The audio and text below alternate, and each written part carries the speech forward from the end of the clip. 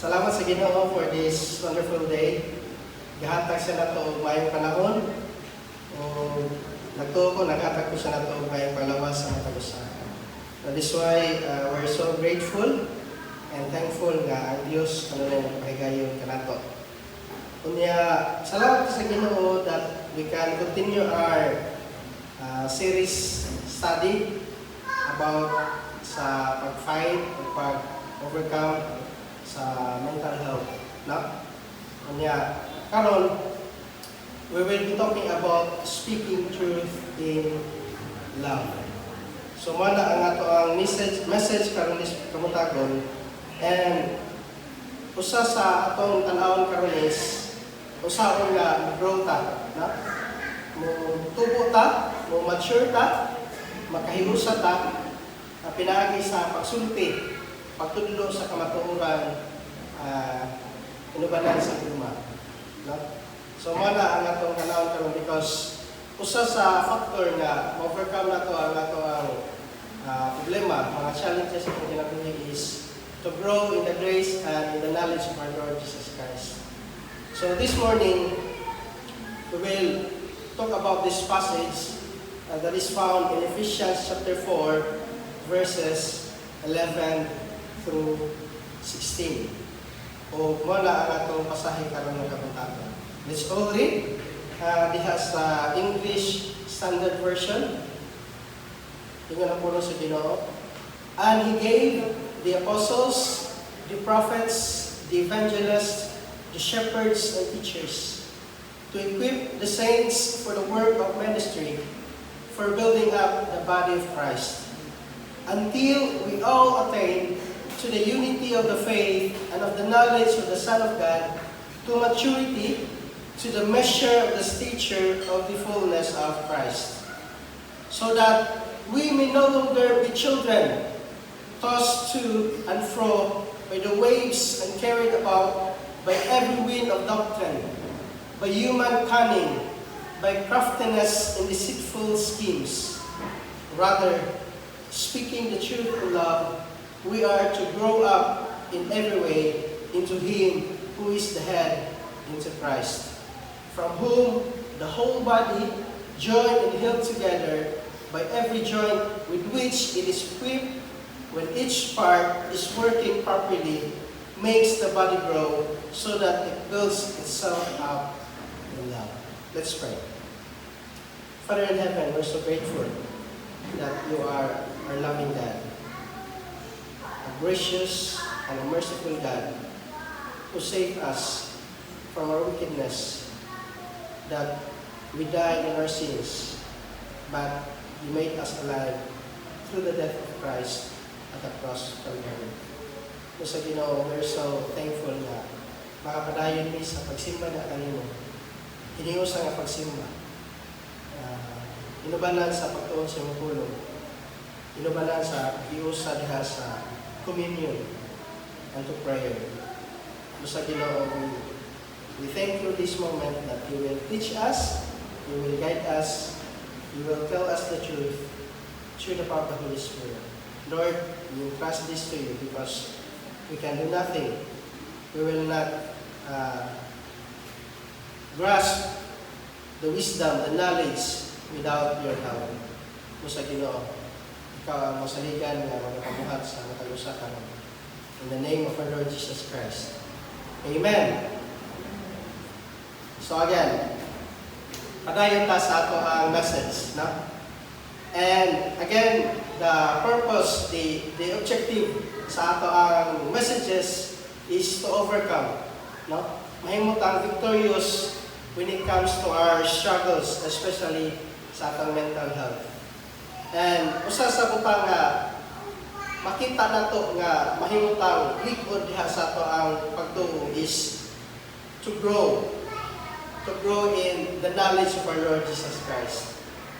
O usa sa paagi ug panalain nga grow ta is makaton diha sa kamatuoran, no? That is our message today, speaking the truth in love. Nga naman, masabtan nato diha nga posible nga magtudlo ta sa kamatuoran nga dili no ba na sa gugma o niya walay kayuhan nga ikadulot. Mana nga nindot o hinaot nga masabtan nato ang mensahe karon nga kabutaton. Now before we go through sa ato ang passage, tungod kay aduna lang kay upat ka butang nga akong i-share ninyo. Let me remind you the historical background and the context about this verse. No?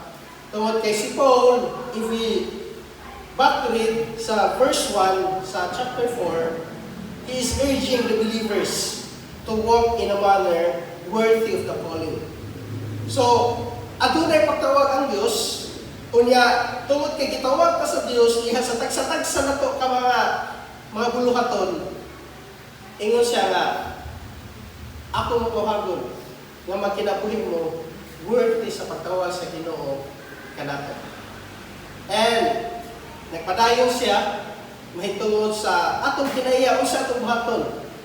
Inubanan sa pagpaubos, inubanan sa gentleness, with patience, bearing with one another, aron makahinusa ta diha sa iglesia.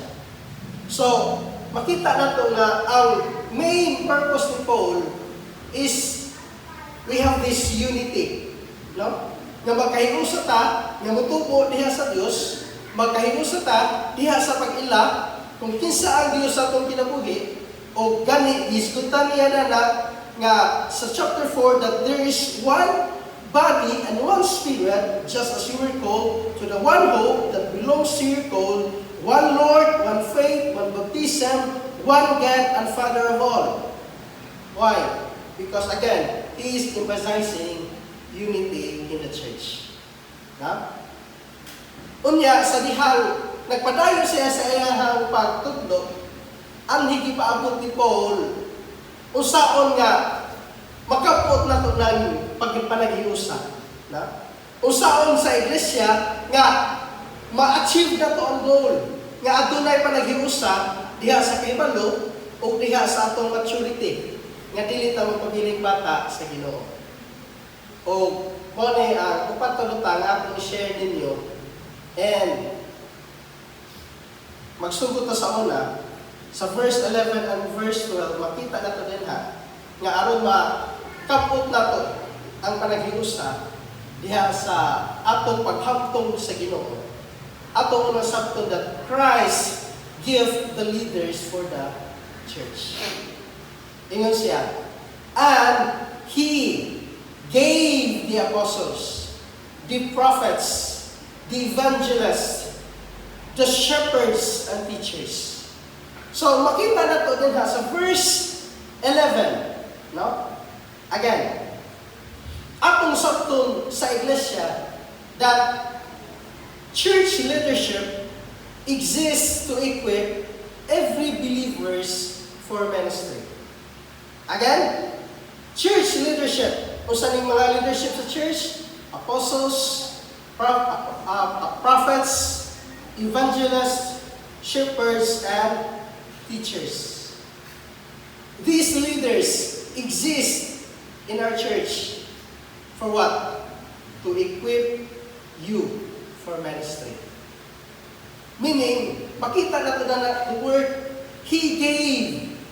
But pasabot, si Kristo as the head of the church, nakita niya ang need sa iglesia. No? Nakita niya ang panginahanglanon kung sa kulang nato. That's why Christ as the head of the church gave us or provide us our need sa usa ka leader diha sa iglesia. Why? Because the leadership exists to equip every believers for ministry, not to replace them. No? Muna itong sabton.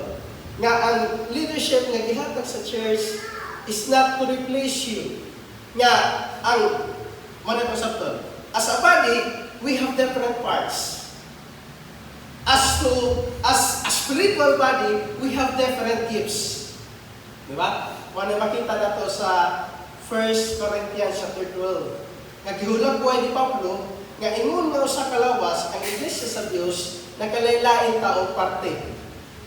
Ug tungod kay nagkalaylain taong parte, lahing-lahing taong trabahoon, no? Lahing-lahing taong gasa nga gihatag sa Dios just for the body nga mo work. Now, atong sabton that the leaders is not your replacement. Nga mo ingon ka si pastor na kay ato kita na siyang gitaga gano'n yun. Si pastor na magsangyaw kay siya bitawi kamao ana. Si pastor na may mag-lead sa praise and worship para nindot kayo. Kay o mga yutra, lain man, mabaw naman. Si pastor kay Diyos nun. Ini kanta, mabati na ito nga, naikahong sa Ginoo. Usahay nga na ang thinking sa mga tao, especially wala pa tadiha sa maturity.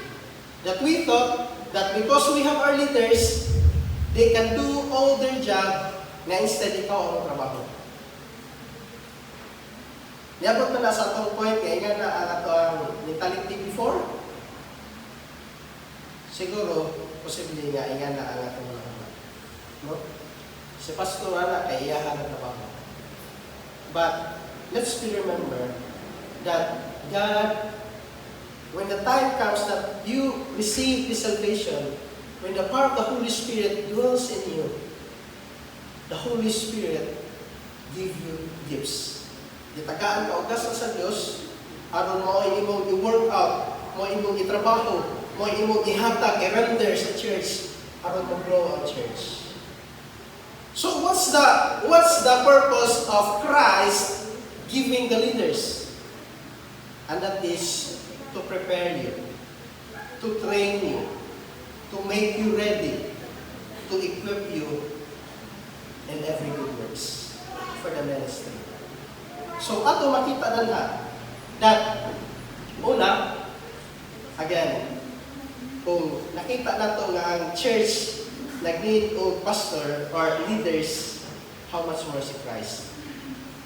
Mo na yung sa ka-fact na dili na to ma-twist ba? Nga diha sa iglesia, ang Diyos, si Kristo mismo, nagutang sa atong mga leaders. No? So, muna nga, i-discourage yun na ito nga mo supak ta, mo kontrata, or mo buhat ta o dili mayong mga butang sa atong mga leaders sa church. Why? Because Christ, the head of the church, is the one who gave you the pastors and leaders. Muna nga, matuging ni pastor nga, they're worthy sa atong honor, pag-respect, pag-obey, pagsunod. Yan naman. Remembering this verse alone, maghatag na ito na idea nga, tungkol kay si Kristo nagutang nila sa church. Dili siya, dili lang tao, dili iyang connection nagutang sa church. No. Ako na pa sa una-una. Why? Because the Bible clearly teaches that Christ gave us our leaders. He provides us as He fits. Nga nakita niya nga mo need sa church. No? Manangadalay ko ng Diyos na kung wala'y makapasigarbo niya na bisang insa ng mga tao, even the leaders sa church. Why? Because only Christ o si Kristo ra naglihok, nagpamuhat sa matang leader nga naa sa iglesia. O muna itong sabton po, nga tungod kay si Kristo ang nabutang sa leader sa iglesia, their only work is to equip us. No? Aron ma-ready ta, ma-train ta, ma-prepare ta sa atong bulahaton nga gihatag sa Ginoo nato. Again, we have different gifts. And to develop the gifts, your pastor or your leader is the one to help you aron mo-work ka anak. And just imagine, di ba? Before, as I remember the history of the church, we as one, usarata, wala tayo laing mga sister or daughter churches sa laing lugar.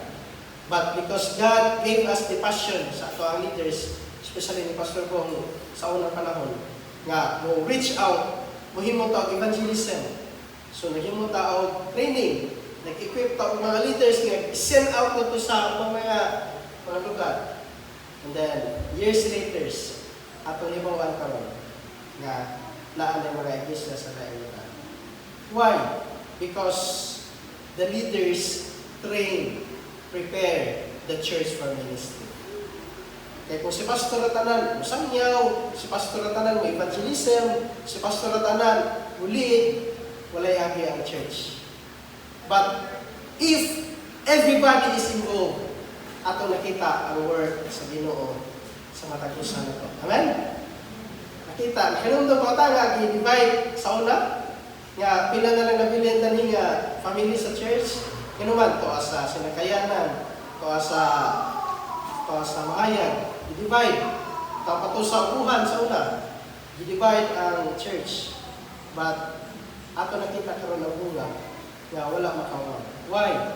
It's because of the leadership train and equip the members to go and make disciples. So mo na una na itong usaptan that to achieve our goal, the unity, the maturity in Christ is that we need leaders. And Christ Himself gave the leaders in the church for us to be equipped. So what's our lesson? That Christ Himself gives leaders to the church not to do all the ministry, but to equip the saints. Amen? Approve? So mga nga, kung naay itudlo ang atong mga pastor for us to grow, let us cooperate. Why? Because that is the main task, the main work of our leaders. Not to do all the ministry, but to equip us, the saints, to work for the ministry. Kaduha, the goal, again, ako na nagibalik, because this is the context. The goal is the unity and maturity in Christ. No? Ingon ang puno sa Ginoo. Until we all attain to the unity of the faith and of the knowledge of the Son of God, to maturehood, to the measure of the stature of the fullness of Christ. So Christ gave leaders to the church. Christ gave leaders to the church for the goal to attain. And that is, we have this unity and maturity in Christ. Ingon siya, until we all attain. Wala siya maingon, until some will attain. No? Until the leaders will attain to unity. Wala. But ingon siya, all attain. But pasabot, every believer, every member, kitang tanan na atay involvement sa iglesia. Why?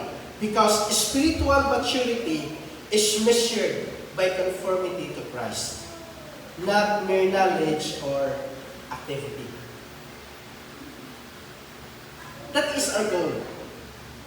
No?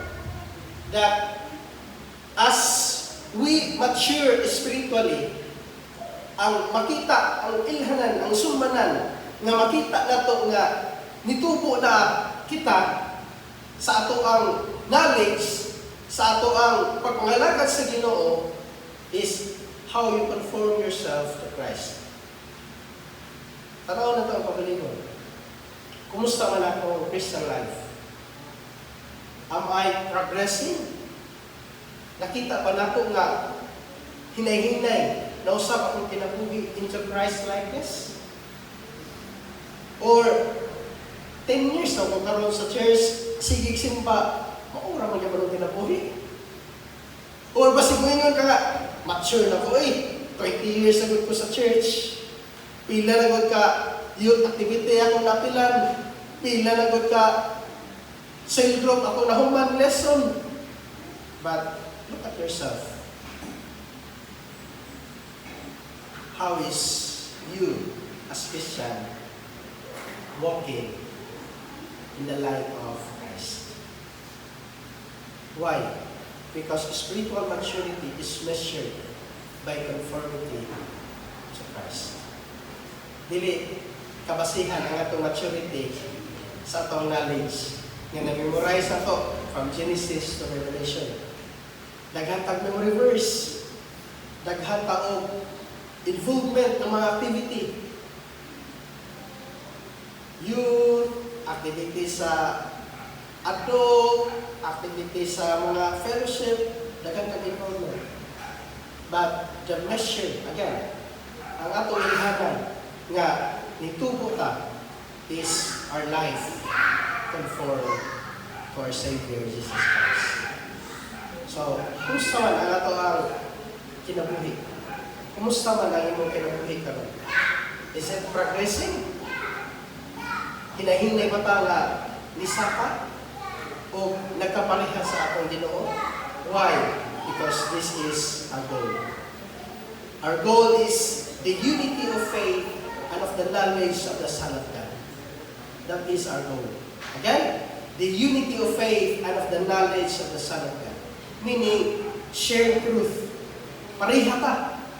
Ang Iglesia, all attain to the unity of faith and of the knowledge of the Son of God. Walay mabilin. No? Dili kay na ay mabilin, na ay church member nga nagpabilin, siya rin hapon. Wala mo no. Our goal is kitang tanan, maghahiusa ta sa atong pagtubo, sa atong pagtuo, o atong kahibalo sa atong manuluwas. Why? Because that is our goal.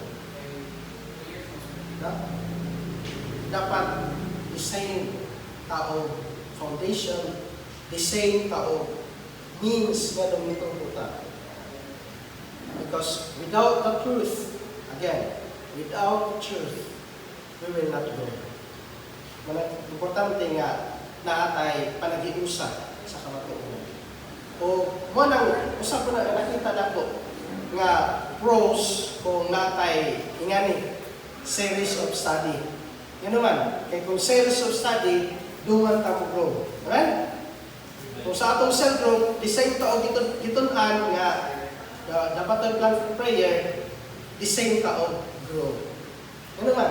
Pareha man tao learning. Pareha man tao nasabtan, ibawan sa matag iglesia.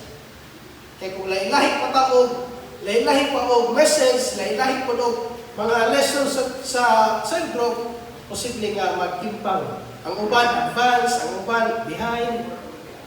So wala na ito makuha ang atong goal nga we all attain to the unity of faith and of the knowledge of the Son of God. Ang kaduha, kanang gitawag og to mature manhood. Sa uban nga translation, to maturity. Subot pa sabot, maturity to the measure of the stature of the fullness of Christ. So manang gingon kanina. Nga ang maturity is, ang atong masihan is, how about you? Kumusta ang atong kinabuhi? Kung atong tan-aw si Christ as our model. Why? Because our goal is Christ-likeness. Fullness of Christ means Christ-likeness. No? So that is our measure. Siya ang atong pasihanan nga nitubo na ta, ni mature na ta, kung makita sa atong kinabuhi nga nag-anam-anam ta into Christ-likeness. And as I meditate this word, Christ-likeness, nakaingat ko, it's very heavy. Ano man, bisan ako. Nag-work out ko to be more like Christ. Every day, I have struggles. Every day, we have struggles. We have challenges. Daghan. Family, personal, work, everything. Every area sa pagkinabuhi natin mga challenges. That's why, as I ponder ba sa word Christ-likeness, it's very heavy. And yet, by God's grace, hinahinay. No? Hinahinay. Sa atong work, kung sa unsa paagi makita nga na si Kristo sa atong kinabuhi, hinahinay. Sa atong personal life, sa atong family, no? Hinahinay makita ang atong kinabuhi nga patulong natin ni Kristo. So, the lesson to learn here is that the aim of ministry is not activity. Again, the aim of ministry is not activity. muna atong batayan. Nga, maglatag na tao, activity daghan kayo, pero wala na mo subay sa tinuod purpose sa ministry. But the aim of ministry is maturity and unity centered on Christ. Amen? So that is the purpose. Kung nagtuo ko, that is the reason why we do this preaching kuwan kayo kanang hanay. Kung nagtuo ko nga, mo po na'y tumong sa ato ang sentro ganong pariha taon kanang gigamit na material.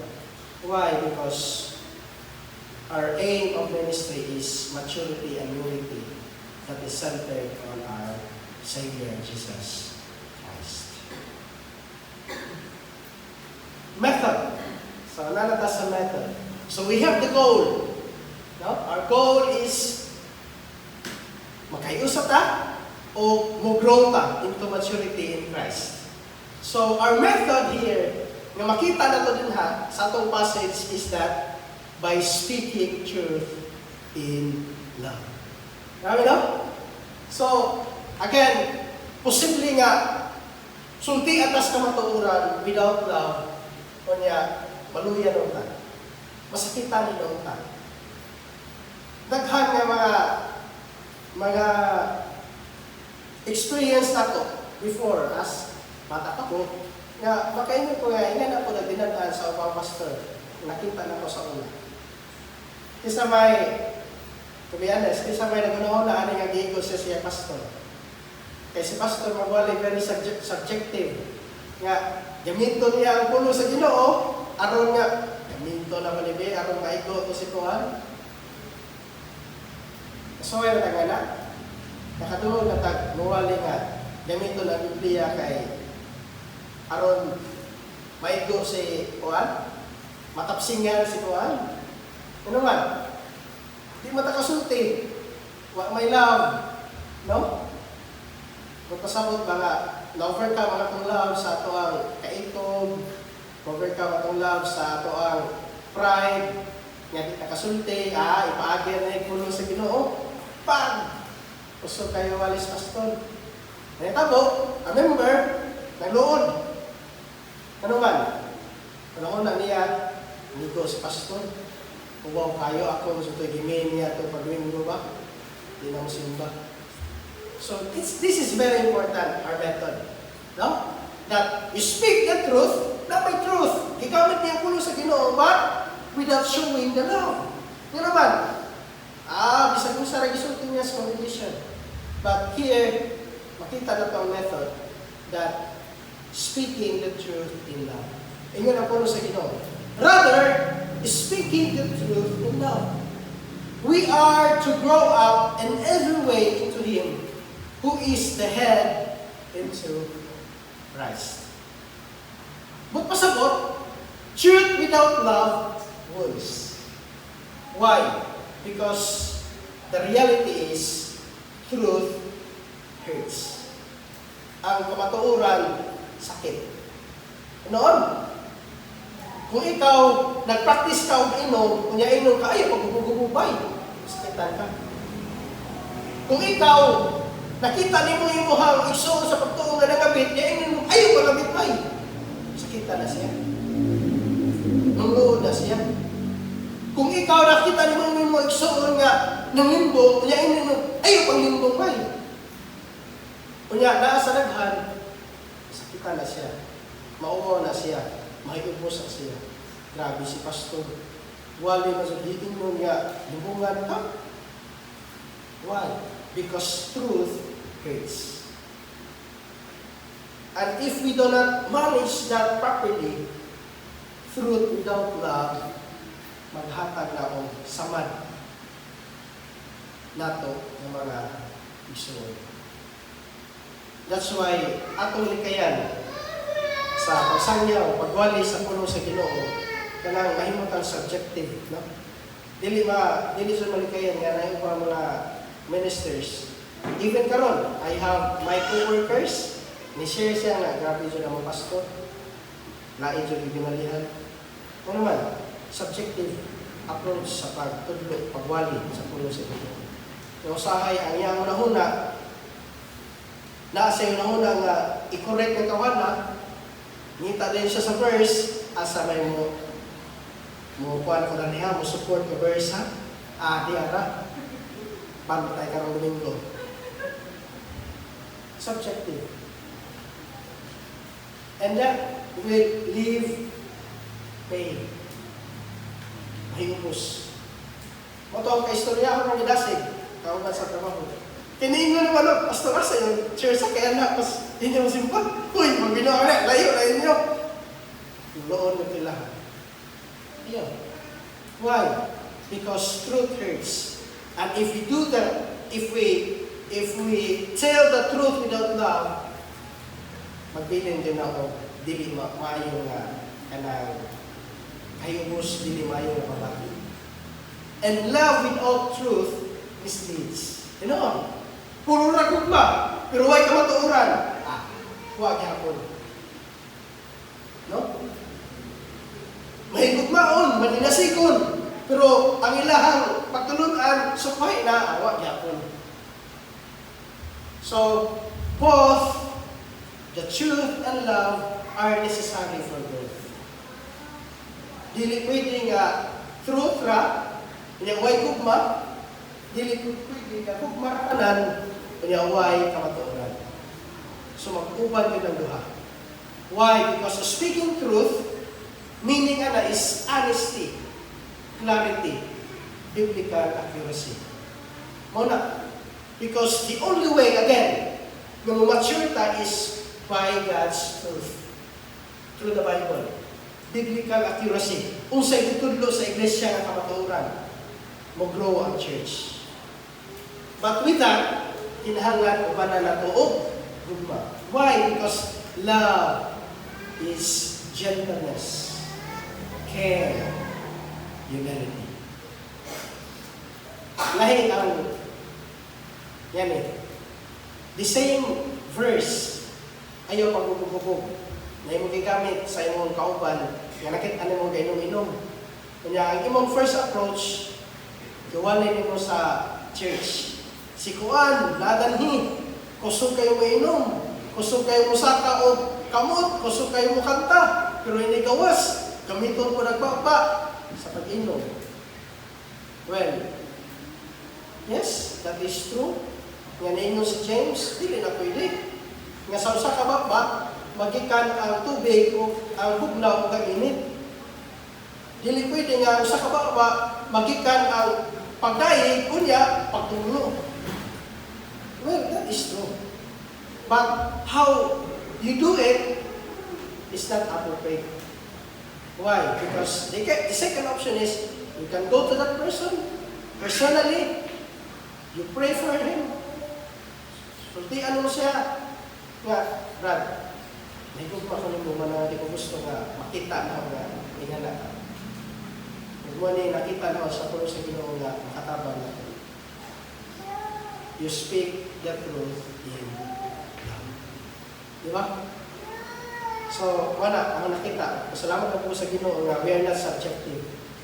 Nga ito mga pastor din, kung magwali, dili subjective. But truth hurts. But when we do it with love, ana makita na ito ang growth. Ana makita ang mutubo, muligon, makorek, ma-rebuke ang ato igsoon, tubo-tubo diya sa iglesia. So the lesson here is growth happens through truth communicated with love, not without the other. So may tabo lamang ang magtubo.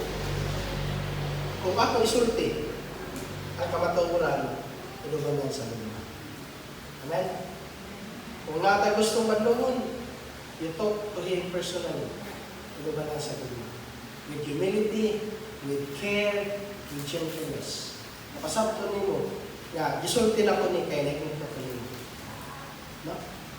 Dili kay sulti sa public pulpit kay gusto pa mapaabot sa inyong kamatuoran. And What's the result? Ano ta sa kaupat and last point na to. The result is growth in Christ as one body. So, if we do the method, isang method? Speak the truth in love. If you do that method, makita na to ang result. Kung ang result is mutubo ta ingon nga usa ka lawlas ni Kristo. From whom the whole body joined and held together by every joint with which it is equipped, when each part is working properly, makes the body grow so that it builds itself up in love. So, makita na ito na nga adunay pagtubo diya sa atong individual. Kiniusap, tagsa-tagsa, makita na ito ang pagtubo sa tagsa-tagsa. If we do the method, speaking the truth in love. Kung mutudlo ta, magsangyaw ta, magwali si pastor in love. We will grow individually and in corporate. Kung pasabot, as one body, as one family sa Christian Gospel Church Tagbilaran, kung grow ta, if we do this. Every member contributes to the health of the body. Why? Because makita nato na ingon siya, every joint, every part, no? Klaro kayo, from whom the whole body joined and held together by every joint with which it is equipped, when every part is working properly. Magpasabot, all members matter. Para usa ka, apil ka, kung nakakal part sa church, apil ka. Dili ka pwede nga mag-behind. Dili ka pwede nga dili ko grow. Why? Because all member matters. Kitang ka na, kasi tagsa na ito. Importante sa ating pagtubo sa iglesia. No? Mga dili na ito, tugutan ka na eh, kauban na ito nga ma-left behind. Pag-grow, nakita na ito nga dugay na o naghapon, so tiyan na ito, i-approach na ito, kasigo na ito. Why? Every members matter. Importante ta sa iglesia. And growth is interconnected. No? Ang pagtubo is interconnected siya. Makita na ito nga na relationship. It involves relationship, communication na ma-develop niya sa church. Mabitaw, isang usanay kay tabo, wala ba sila sa ato isip na magtotoo? Wala ba sila sa pastor at mga leaders? Why? Because we have that relationship. No? Makadungog ka, yung mga daot, laing tao sa atong church, labanan sila ito. Why? Because growth is interconnected. Not a connection. Di pwede nga ikaw na usap. No? Kita yung tanan. Nakahiusap ka sa pagtubo. And what lesson that we learn here is that when truth and love function properly, the church grows into a healthy, unified body under Christ. So again, if we do the method, speaking the truth in love, kung mo na'y himuon na to sa church, our church grows into a healthy, unified body of Christ. Wala pa yung naman na iso. No? Wala pa yung naman. That when someone stumbles, use the truth in love. When someone need help, use the truth with love. When someone is in trouble or struggle or na mga challenges sa kanabuhi, use the method speaking the truth in love. So in conclusion, Christ lovingly provides leaders to equip His people so that the whole church will grow in unity, maturity, and faithfulness. Again, let us all remember that. Na si Kristo, naghatag na ito ng leaders. Si Kristo, naghatag na ito ni Pastor Gong, ni Pastor Ryan, nako, kung ito mga elders, leaders sa church. We cannot deny that because that is the truth. so that we will grow in unity, maturity, and faithfulness. And as we believers, we use the method, speaking the truth in love, and use our God-given gifts as one body we will strengthen, build up, and grows together under the headship of Christ. So therefore, a healthy church is one that is centered on Christ, equipped on His Word, united in love, and continually growing to reflect His character and glory. So mana, ang makita na ito diha sa himsog o maayo nga iglesia. Ano na yun siya nakasentro ni Christ. Mag-grow sa puno sa ilog, maghahiusa, o mature diha sa kibalo sa atong ilumas. And all the way, di na ito himawan. Nga itong kinabuhi. Mo reflect si Christ. Makita si Christ sa atong